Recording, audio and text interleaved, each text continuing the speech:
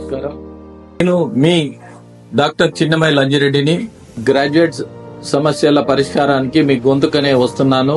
మీ మద్దతు నాకు అందించి నా అభ్యర్థిత్వాన్ని బలపరిచి మొదటి ప్రాధాన్యత ఓటు వేసి గెలిపించాలని ప్రార్థిస్తున్నాను. భారత్ మాతాకి జై.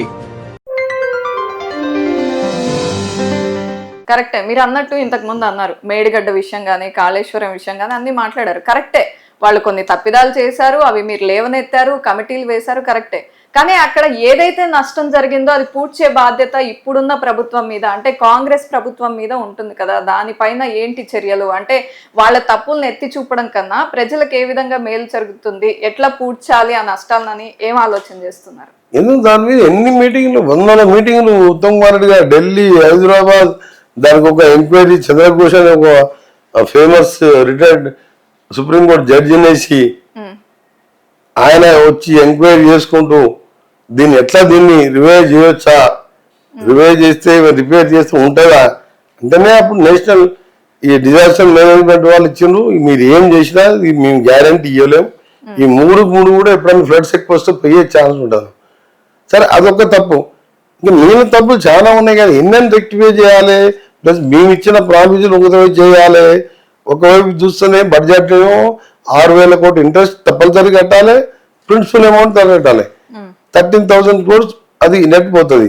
ఆయనకు శాలరీ 15th ఇచ్చేది, మేము 1st ఇస్తున్నాం శాలరీస్. ఎక్సెప్ట్ మేము వచ్చిన జనవరి 1st ఫిబ్రవరికి వెళ్ళి 1st శాలరీస్ ఇస్తున్నాం. 12 months వెళ్ళి పెన్షనర్స్ పెన్షన్ ఇస్తున్నాం. మెస్ ఛార్జెస్ పిల్లలు పేద ప్రజలకు ఆయనకు హాస్టల్స్ ఏం పట్టించుకోలేదు. 40% పెంచినాం, ఎప్పుడు పెంచలేదు, ఎప్పుడు 5% పెంచుతున్నాం. ఇవన్నీ చేసుకుంటూ ఆయన చేసిన తప్పిదాలని రెక్టిఫై చేయాలంటే ఎంత టైం పడుతుంది ఏంది ఒకసారి ఆలోచించుకుంటే మేము క్యాబినెట్లో ఉన్నప్పుడు మాకే భయం వేస్తుంది. ఎందుకంటే ఆఖరికి ఒక గొర్రెల స్కీమ్ అని పెట్టిన యాదవ్లు, అందులో కూడా అరెస్ట్ అయ్యి ఇప్పటికి జైల్లో ఉన్నారు కదా. స్కీమ్ పెడితే స్కామ్ లేని స్కీమ్ ఏదైనా ఉంటే చెప్పండి. ఎన్నైనా ఎంక్వైరీ చేయాలి. ఈ ఎంక్వైరీల మీద మా సమయం సరిపోతే మేము ఇచ్చిన హామీలతో పాటు మేము మొదలుపెట్టిన ప్రాజెక్టులు పూర్తి చేయాలి.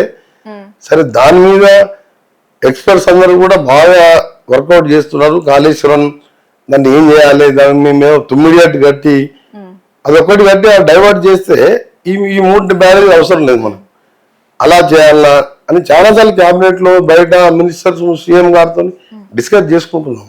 రైట్.